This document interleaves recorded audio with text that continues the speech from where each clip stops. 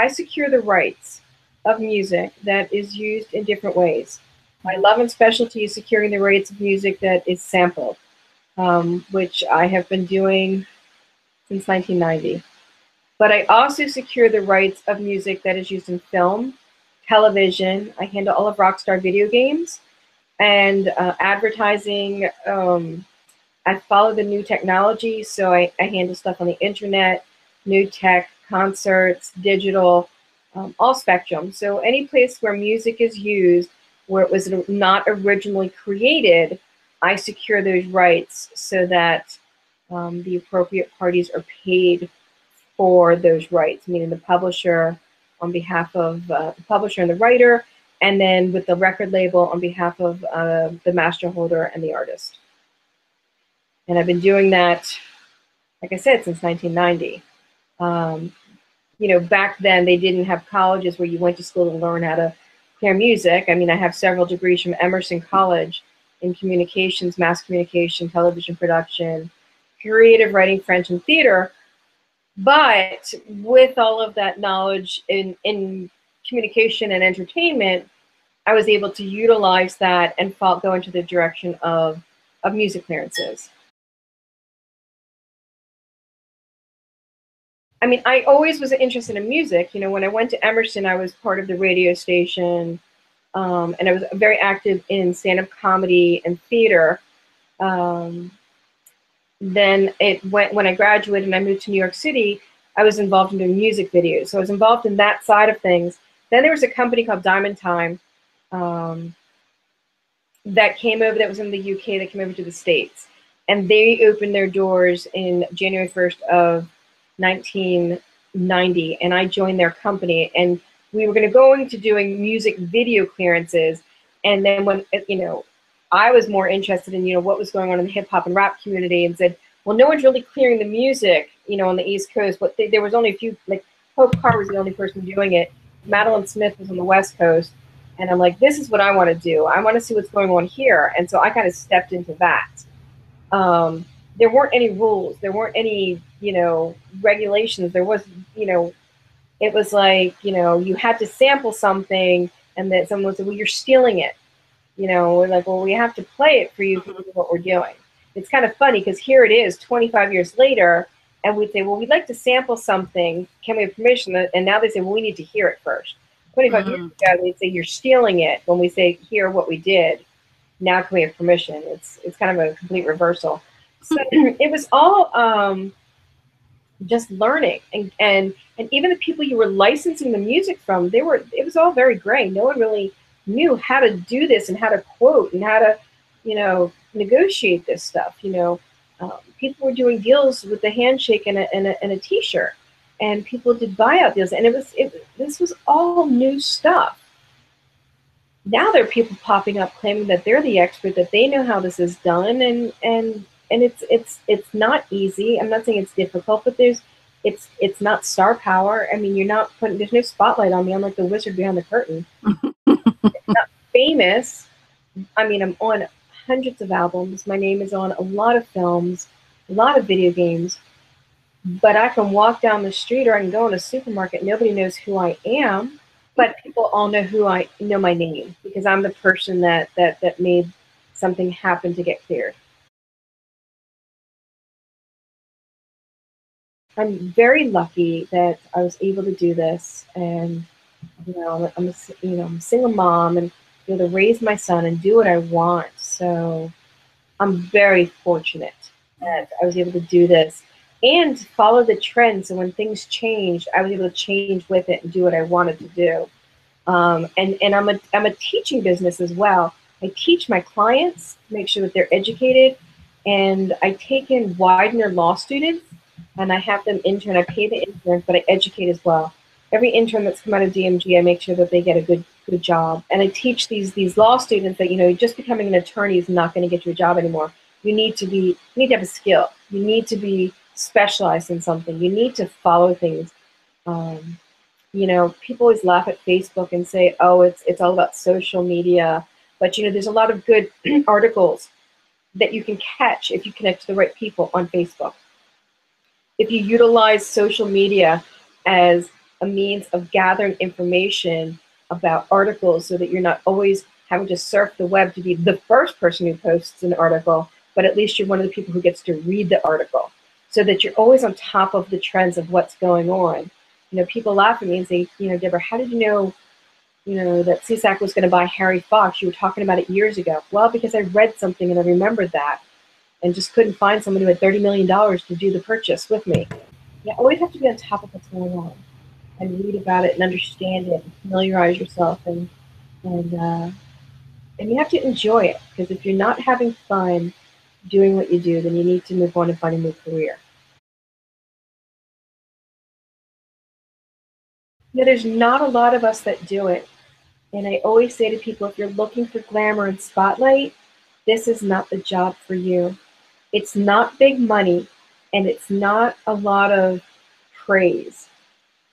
But for me, it's the satisfaction of getting things done, finding things that people can't find. It's the challenge. How many scientists discover things or do things so they can say, look what I discovered, or look what I created, or look what cure I came up with. They don't do it for the accolades. They do it because they want to uncover the puzzle and figure things out. And that's pretty much what clearances are like. I'm working on a project that I really can't discuss, except for the fact that it deals with public domain, which is one of the most difficult things to do. I usually do call in experts, which I did, and it's the challenge. It's the challenge of it. So to go into the world of clearances, I would have to say, as long as you're prepared to work hard, enjoy the challenge, be like a detective, but be prepared to not necessarily be recognized for it or have the spotlight on you, then it's the right career. But if you're looking for a spotlight, find something a little bit different. Oh yeah, I mean, there was a guy at a company that told me that I needed to learn my place, um, which I'm sure he would have never said had I had a penis. There will always be a glass ceiling for women. We could even have our next president as a woman, and it still isn't going to change things. We know that because currently we have a black president, and it's made things worse. We as women will always have that barrier because we're the only ones who can give birth to children. So it's hard. But what I did as an owner of a company is I made it easier for my employees. Before there was Obamacare, I offered 100% health coverage, and my company paid for it for my staff. Before internet was as much as it was, my company started January 1st, 1996. I have always been a cloud-based company, so that if my staff couldn't come to work, if someone had a child that was homesick, that they could work from home and still be able to do what they needed to do out of a satellite office. That's what I mean when I say I'm a woman-based company, meaning women have to think like that they can take care of their children, take care of the house, and still have a full job. And yes, I do juggle that. And women are expected to do that, or to hire someone, or not get married, or not have children, and say, well, I never planned on having children, or that's not the path I chose, or what have you. It's very difficult to have it all. And you have to look at the women in the music industry that are very high level, and what do they have? Do they have it all? Or do they have au pairs, or do they have nannies, or does the husband stay home? So it's very difficult. And as a woman, you really have to think about that. It's also hard as a woman when you're in that position.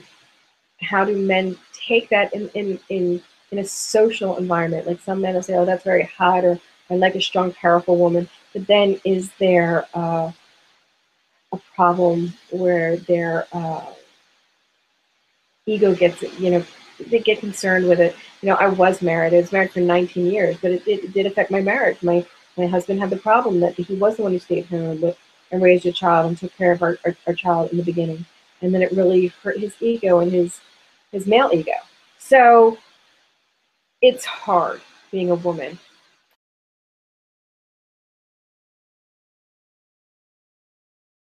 You're always working at it. You're always trying to improve upon things to make things better, and it's hard. I'm still trying. We're always trying to better ourselves to make things right. And you learn from other people, and you have to sit back and say, wow, I made a big mistake, or, this is what I need to do. It's something we're always trying to work on.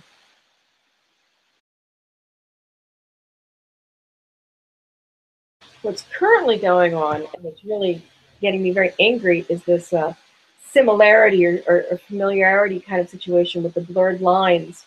I'm very angry about what's going on, where everyone's going through this fear tactic of, with the Marvin Gaye estate accusing Pharrell and Robin Thicke and winning that case because something had that similar sound. And I've always warned clients that should anytime anything ever go before a jury, who are not your peers because they don't write music and they don't produce music, so they're really not your peers if you think about it, you're going to lose because they're going to be influenced, and they're going to think something, well, it kind of feels the same. It's got that similar feel, and that's why. And who doesn't like Marvin Gaye music? It makes you feel good. So you knew they were going to lose once it went before a jury. So now we get a lot of these phone calls like, I've got a Robin Thicke situation, or I've got a blurred line situation. I'm like, there's no such thing as a Robin Thicke. You either used an interpolation, you either used a sample, or you didn't. Because all music has a similarity. It's just this genre of music, hip hop, rap, that R&B, that genre of music is specifically picked on. Because I don't know how many times I'm in my car listening to Alt Nation, and that genre of music, so I can listen to a song and go, oh, that sounds like Violent Femmes from 20 years ago. But we don't pick on rock music. We certainly don't pick on country, and please don't tell me that all that country stuff doesn't sound the same. So we, as a society, always seem to pick on that specific type of music because maybe it started from sampling elements, but that's what a collage is. In an art gallery, do you not respect a piece of collage art versus a painting done by Picasso? Great pieces of art. They're just done, and one done with oil, and another maybe collage taken from cutouts of different things and put together. So I'm very disappointed in that direction. I'm also very disappointed that everything's become monetary in the world of clearances and sampling, that it's become more expensive. And on the other side of things, with like film and television, the budgets have gotten smaller, so they have less money to license. And so who's hurting? Well, the writer's hurting, and the artist is hurting. But we can't say that it's the label hurting, because we know the labels are getting money here, there, and everywhere. And they're probably, how are they collecting it, and is it really going to the artist? We have this new technology, and we've got digital, and we've got internet and satellite, and all this stuff going on that's not getting credited or appropriated correctly to the artist and to the writers. So those changes are going on, and our government's the one who did that by regulating things in such a way. So there's a lot of changes going on, and a lot of more changes need to happen, because we're not going to have music soon if the musicians don't have the money to make it. We've turned the next generation into wanting everything for free, but willing to pay a lot of money for crazy stuff like, potassium-filled energizing water or very expensive coffee, but a song should be free. And I don't get it. Like, they don't expect, it's not a problem to pay to go into a museum to see a piece of art, but a song should be free. But all of our lives are based on songs. A memory. I mean, a song evokes a memory down all the way through your childhood, to good times, to your wedding, to funerals, to birthdays, to celebrations, to your first kiss, to everything. But we expect that all to be for free. We can't understand why society should deem music free.